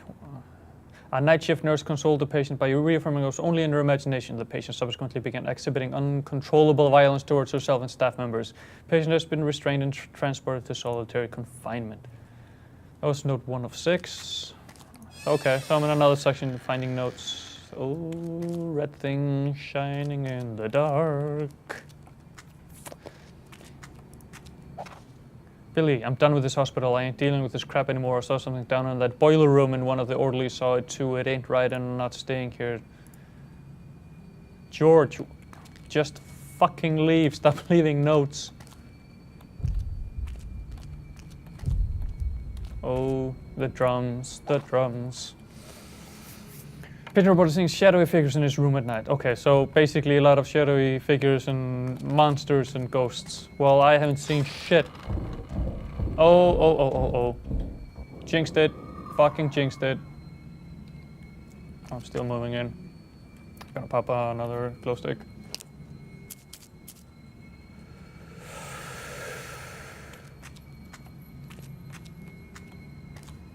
Okay, I can go. I'm not going down to the boiler room just yet. I'm gonna explore the top here.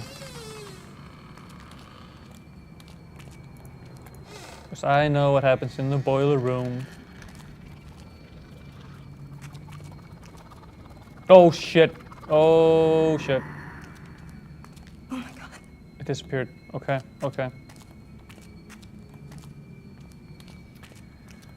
How many nurseries do they have in this hospital? I'll tell you, at least 2. Not a fan of reusing rooms and assets like this, but maybe I'm stuck in a loop. Who knows? Oh, yep, dead end.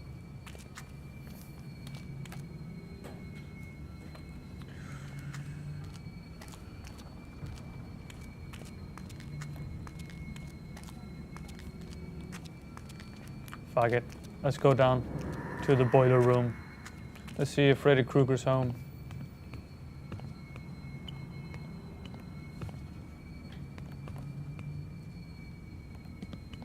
One, two, he's coming for you.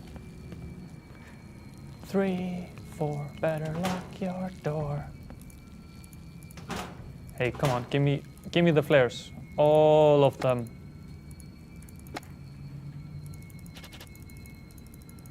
There we go. So I am just about ready to use some flares to fend off the shadows.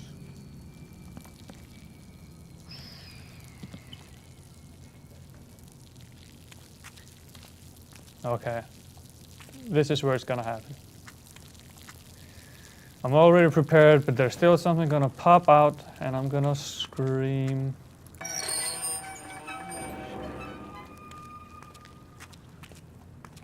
No, you know what? I'm not going to.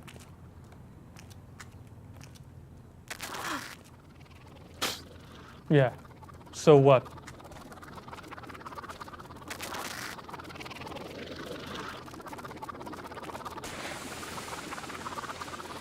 Can't mess with me. I got a fucking flare.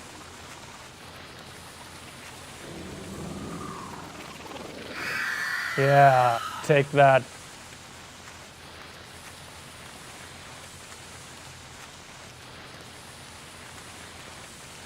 My threat level is about a quarter moon.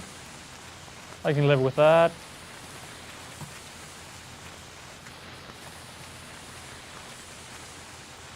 Gotta find some more remnants.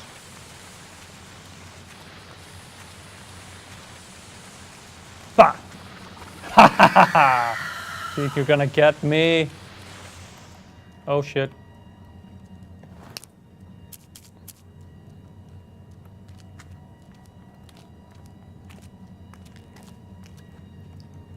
Nope.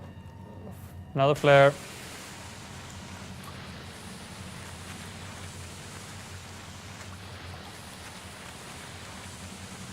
What? I came down to the boiler room for nothing.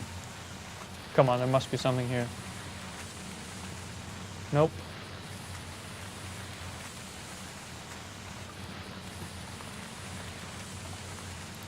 Yes. The hell?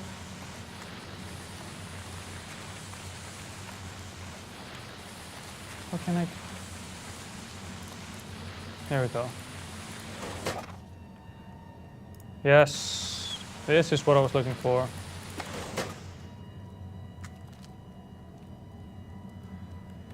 Found another flare, so I'll just pop one straight away. This is intensifying.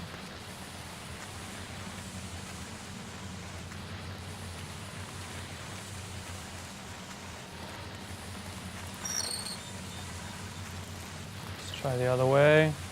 See what's up. Oh yeah, there's some dubstep noises.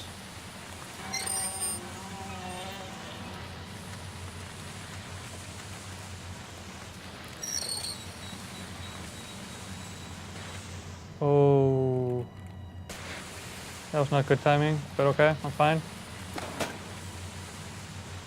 Nothing. Yes, another remnant, thank you. Oh, I am in the morgue. Threat level half moon. I wonder if it's, oh snap, if it's tied to me finding remnants or just the amount of time that I'm spending in a certain area. Either way, I'm not going to be spending a lot of time here for sure. Let's check this door out. Ah, so I need one more rep. Oh, snap.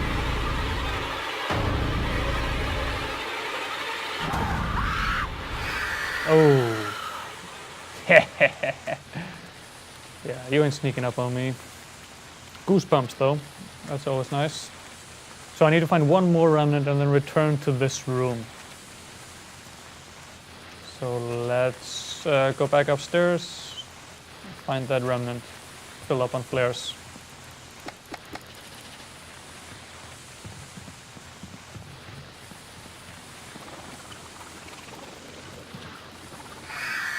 Yeah.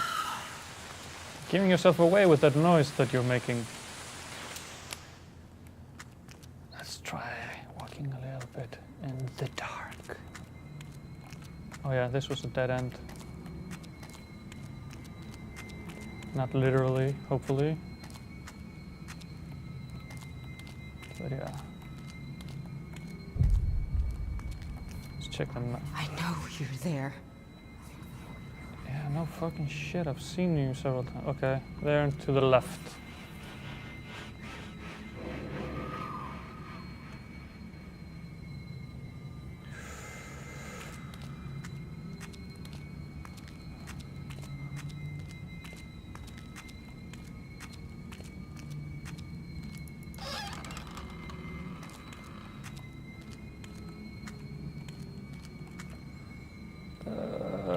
Yeah, let's do this. Now, pause this a little bit. In the chat, some people are talking about buffering issues. Still, thought that was fixed. Sorry about that. But if you go into the IRC, if you can actually make out what I am saying, then there's a link in the IRC for a buffer-free version that is working. There seems to be some issue to getting that into our player, but we'll be working on that over the weekend. So if you go into the IRC, if you actually get this without buffering, then you can check that out. Okay, time for a flare.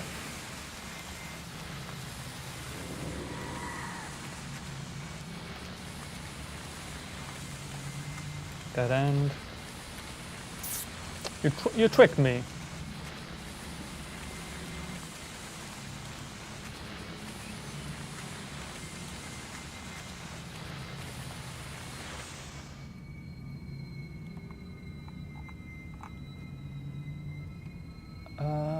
No, that remnant must be downstairs because there's no...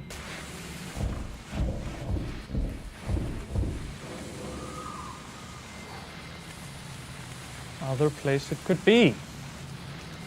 Could it be here?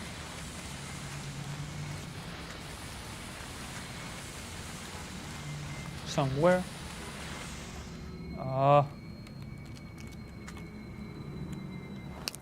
I'm using way too many glow sticks and flares and stuff, but maybe if I go up.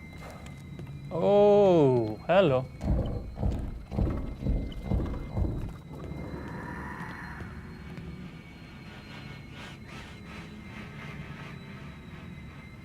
Oh, loud noises.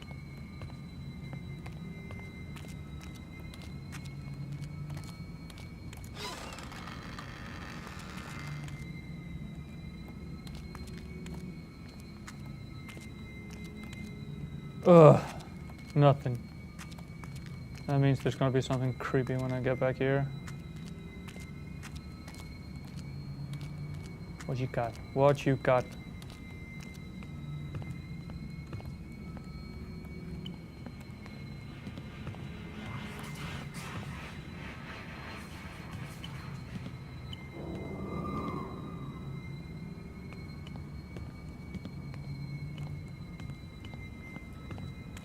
One more pass through here, and then I'm gonna go back downstairs, see what I missed there, because I must have missed something down there.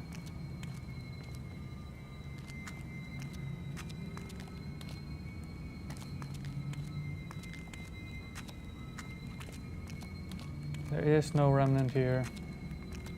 Oh. Oh, hello.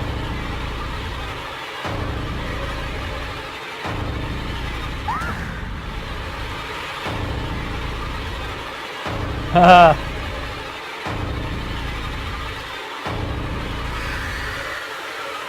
Oh, that is fun. Okay.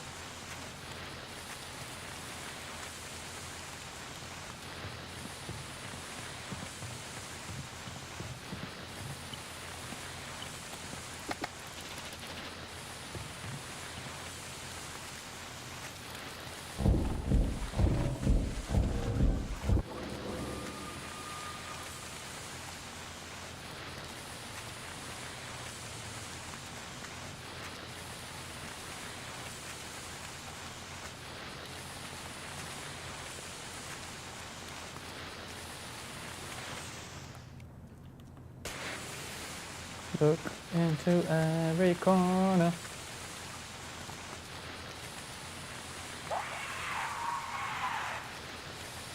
Yeah, you can scream all you like.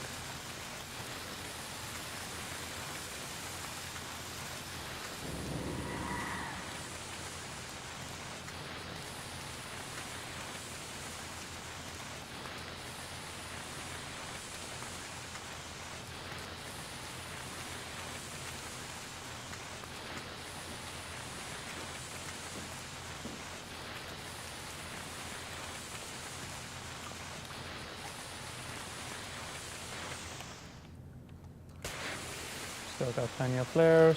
I'm just gonna pop one. Oh, almost got me. Ah, that was creepy. Okay. Goosebumps.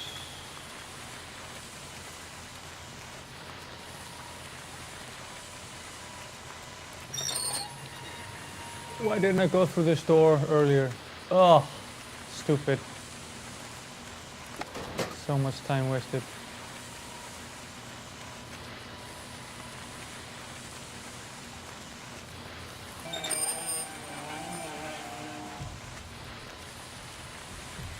I can't see anything.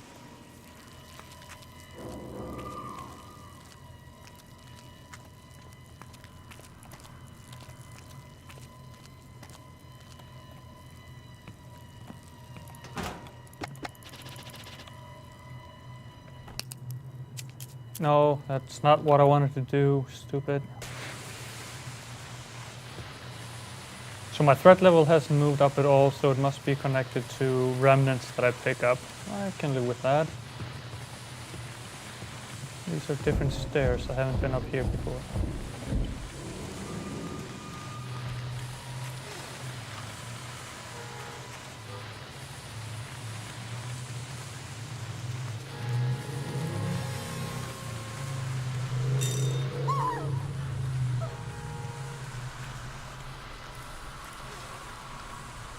Oh, here's the door.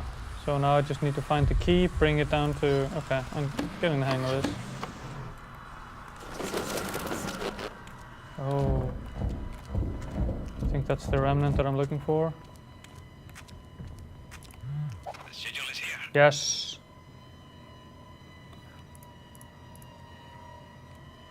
So, going back.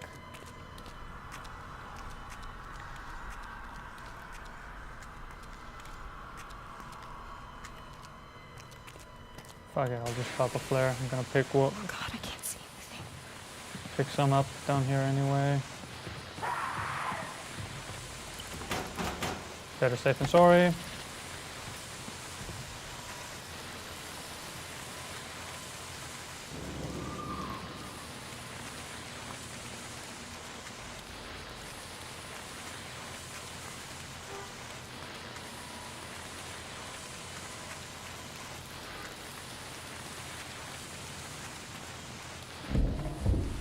What is this?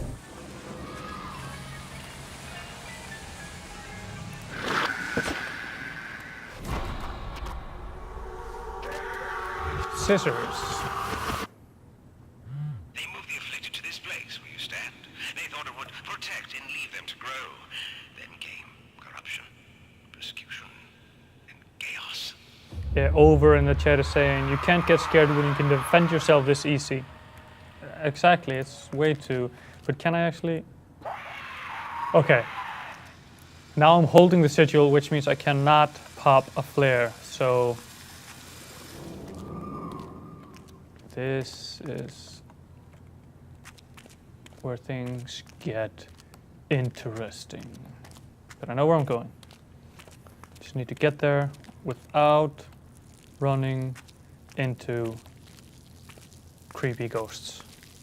Oh, love the sound effects in this game. That's one thing they got absolutely right.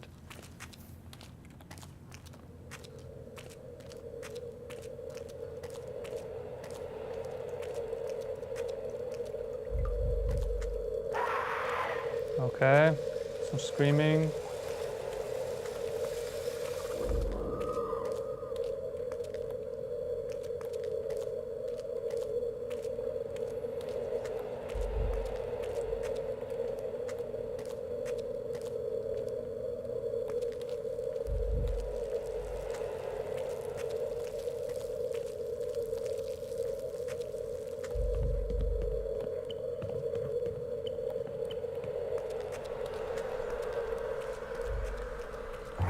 Yes.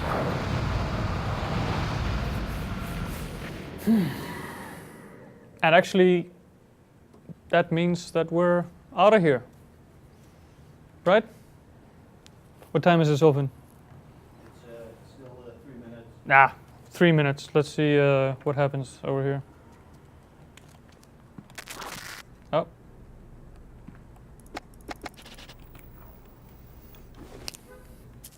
Pop a glow stick.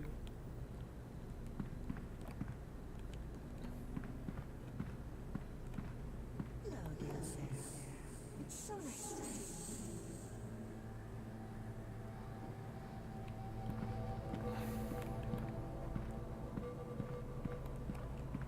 Who is talking? And why again? I haven't been here before.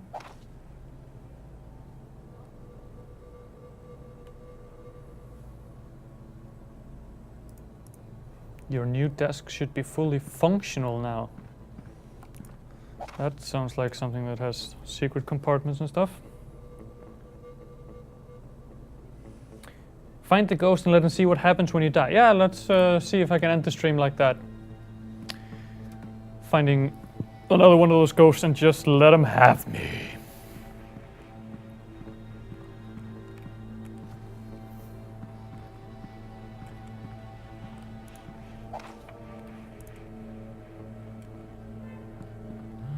Conflict cannot survive without our participation.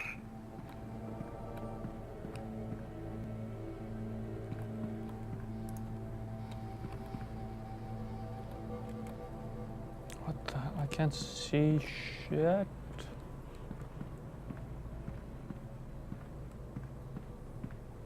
Maybe the gamma is a bit off. It would be interesting to find that out right here at the end.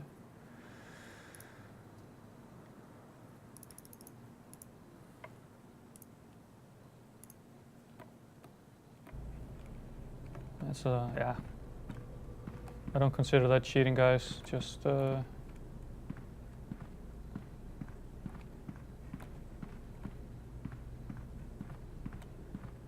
came from there.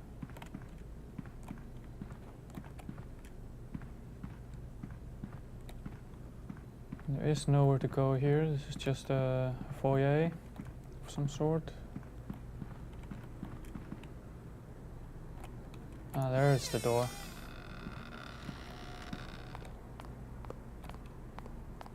To the bathroom. Excellent. That helped me in no way whatsoever.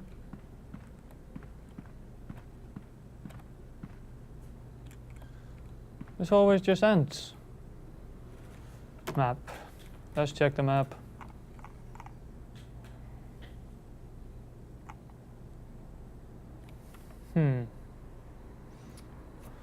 Back. Okay.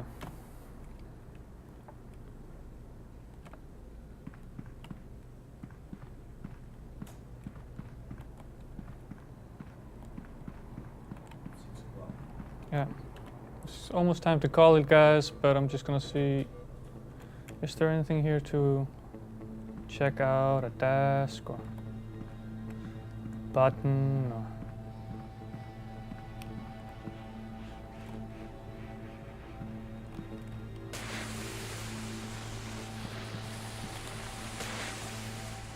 oh, that's great.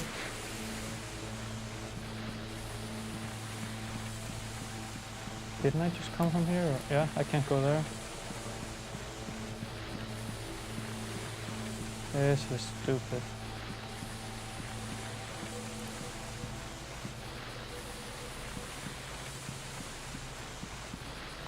Oh, what is this? Nothing.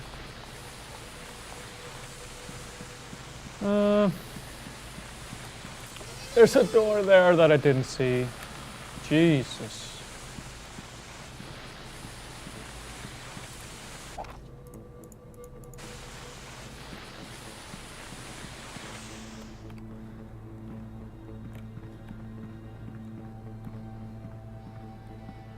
There's a lot of nurses.